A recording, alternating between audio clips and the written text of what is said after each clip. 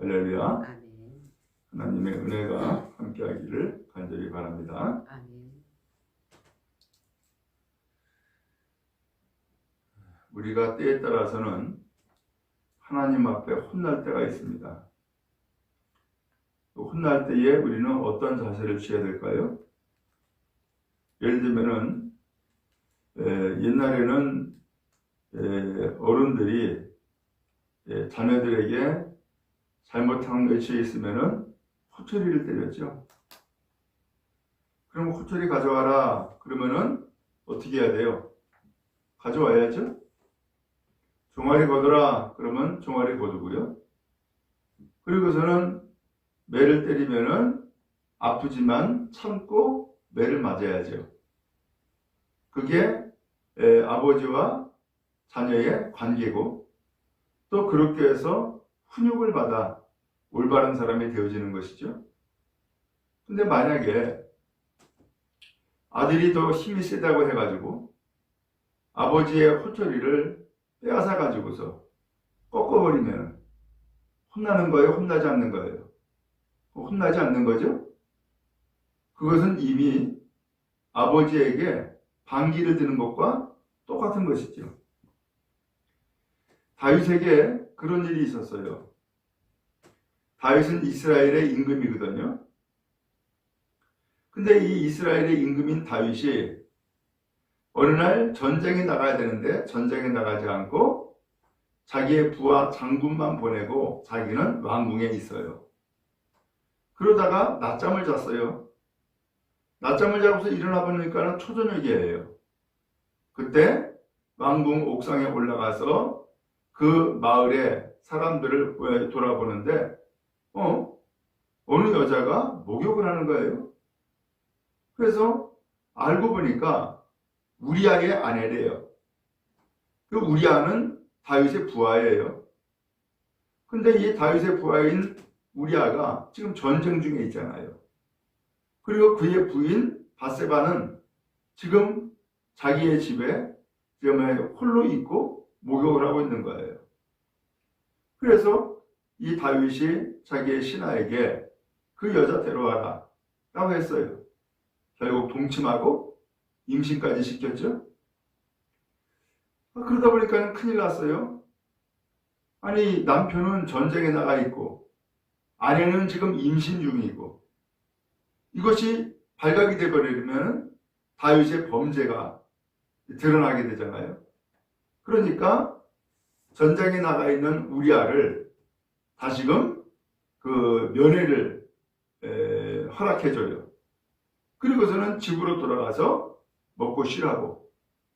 그랬더니 이 우리아가 얼마나 충성하는 사람인지 왕궁으로 오긴 했지만은 왕궁에 있는 그 보초병들과 함께 거기에서 잠자지 집으로 안 가는 거예요.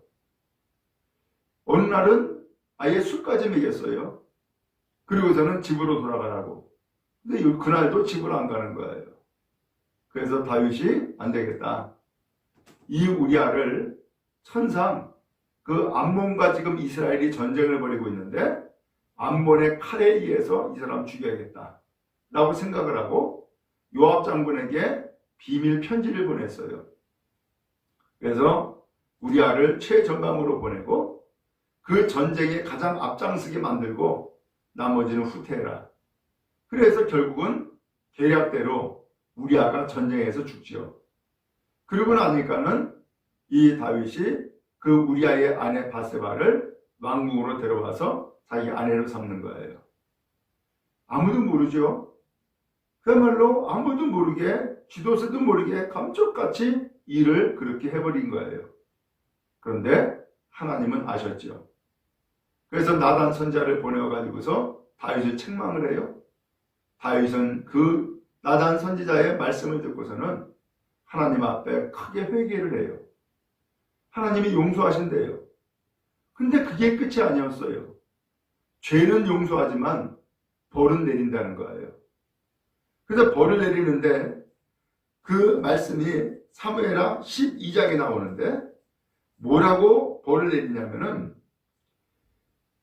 너의 집에서 칼이 떠나지 않을 거다.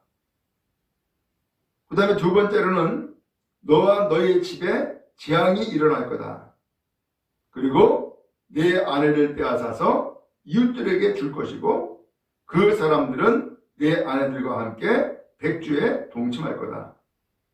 그러면서 나단 선지자가 하나님이 당신에게 당신 집안에 벌을 내렸다라고 이야기를 해요. 근데 그렇게 해서 나단 선지자가 벌 내린다라고 하는 말씀을 했는데 아니나 다를까 그 집안에 정말로 문제가 생겼어요. 그래서 다윗에게 딸이 있는데 이 딸이 자기 같은 형제에게 소위 말하면 강간을 당한 거예요. 그 강간을 당하니까 난리가 났죠.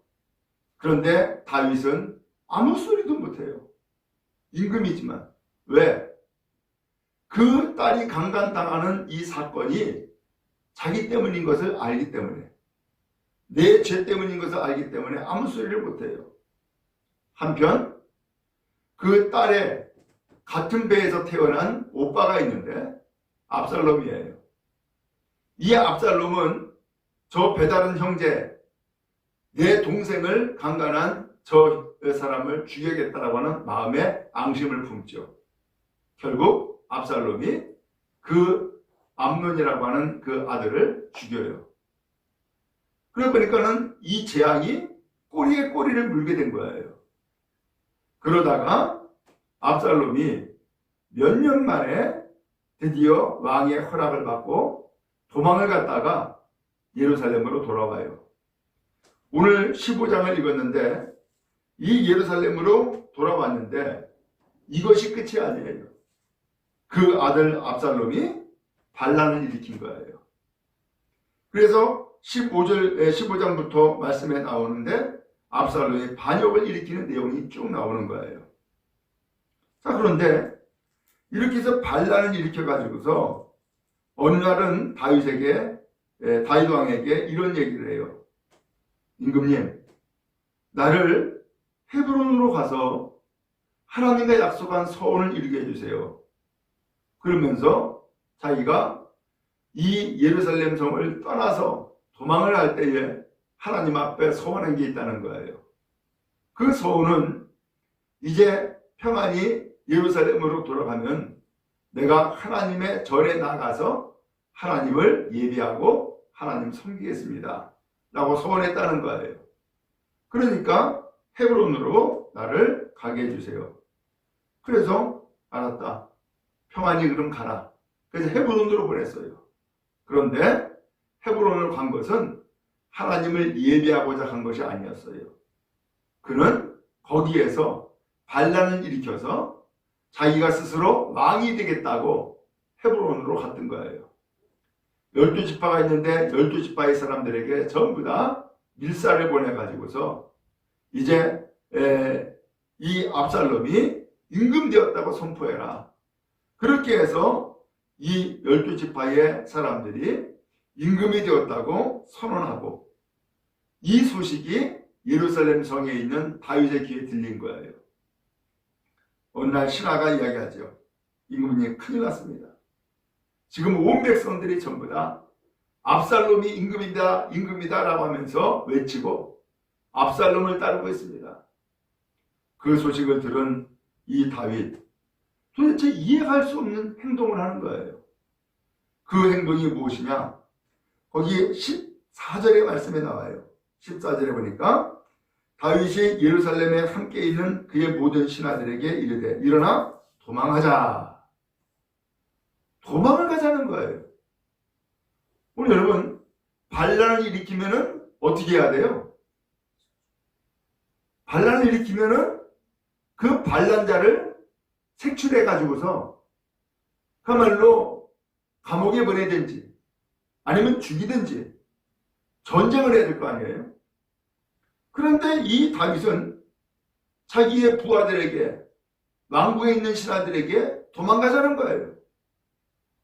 아니, 여태까지 이 다윗이 수많은 전쟁을 치렀지만 한 번도 도망간 적이 없는데 이 압살롬의 반란을 그대로 두고 보면서 도망을 가자는 것을 이야기를 하는 거예요. 기가 막히죠. 도대체 왜 그랬을까라는 거예요. 말씀을 드린 것처럼 이미 앞서 나단 선지자가 다윗이 우리아의 아내 밧세바를 범하고 또한 우리아는 최전방에 보내서 죽게 할 때에 나단 선지자를 하나님이 보냈다 그랬죠. 나단 선지자가 이 다윗에게 뭐라고 얘기를 했어요? 너희 집안에서 칼이 떠나지 않을 거다. 그리고 너와 너희 집안에 재앙을 일으킬 거다. 그렇게 하나님이 말씀했다고 하나님 말씀을 전하잖아요.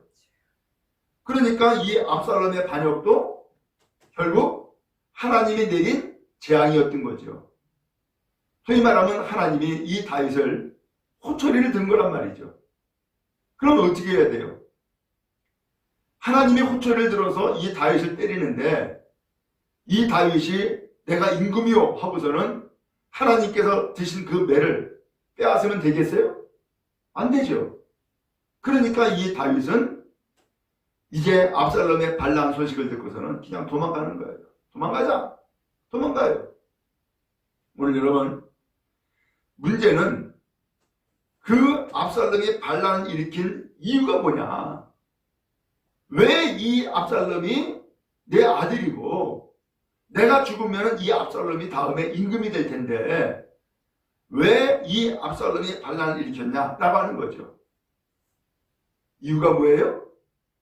그것은 압살롬이 정권을 탈취하고자 하는 욕심 때문이 아니라 사실은 하나님의 그 말씀과 하나님의 섭리로 보면은 누구 때문이에요? 다윗 그 자신이 하나님 앞에 죄를 지은 결과였던 것을 다윗은 알고 있는 거예요. 그러니까 이 압살롬을 반란을 제압하지 않는 거예요. 그리고 도망가 버려요. 오늘 이 압살롬은 한편 누구예요? 압살롬을 어떻게 보느냐에 따라서 이 압살롬에게 대항하는 대항의 자세가 달라지죠. 압살롬은 둘 중에 하나예요. 반란자입니까? 아들입니까? 분명히 행위로 보면은 이 압살롬은 반란을 일으킨 반란자예요. 그런데 반란자이기 이전에 이 압살롬은 다윗이 낳은 아들이에요. 오늘 이 다윗의 임금의 입장에서 이 압살롬을 반란자로 볼 거냐 아들로 볼 거냐라는 거예요. 만약에 반란자로 보면은 이 압살롬은 죽어야 돼요. 그러나 아들로 보면은 이 압살롬은 살아야 되는 거죠. 오늘 다윗은 이 압살롬을 어떻게 본 거예요? 반역자가 아니라 아들로 본 거예요. 하나님이 똑같아요. 오늘 하나님께서는 오늘 우리의 일거수일투족을 다 알고 계시고 보고 계셔요. 근데 우리가 알듯이 우리는 죄를 지어야 안 져요? 죄를 지어요. 그러면 죄를 지은 것을 보면은 이놈 너 죄 졌구나 하고서는 뭐 해야 돼요? 벌을 줘야죠. 그런데 분명히 죄는 지었지만 또 한편으로는 우리는 하나님 앞에 누구예요? 자녀예요, 자녀. 오늘 이 자녀인 이 우리들을 죄인으로만 보고선 죄인 취급하면은 날마다 벌 받아야 돼. 그런데 오늘 우리가 그렇게 죄를 지었지만 죄를 짓기 이전에 이미 하나님과 우리의 관계는 뭐예요? 자녀 관계란 말이죠. 그러니까 하나님이 어떻게 해요? 오늘 우리를 자녀로 보시고 죄는 용서하시는 거예요. 그리고 오늘 우리에게 이제 변화가 되어서 새로운 인생을 살아갈 수 있도록 오늘 우리를 자꾸 이끌어 주시는 거예요. 이 은혜를 우리가 힘입은 줄로 믿습니다. 오늘 그런 의미에서 이 다윗 도대체 이해할 수 없는 아니 반란자가 생겼다. 압살롬이 반란을 일으켰다라고 하는 소식 듣고서는 도망을 간다? 이 말도 안 되는 일을 지금 하고 있는 이유는 다른 것이 아니라 그 이유가 내 죄 때문이라는 것을 알기 때문에 그것을 더 이상 대항하지 않는 거예요. 그리고 이 반란자를 죽이지 않는 거예요. 그리고 이 반란자는 자기의 아들이기 때문에 그를 죽지 않고 살게 만들어 주는 거예요.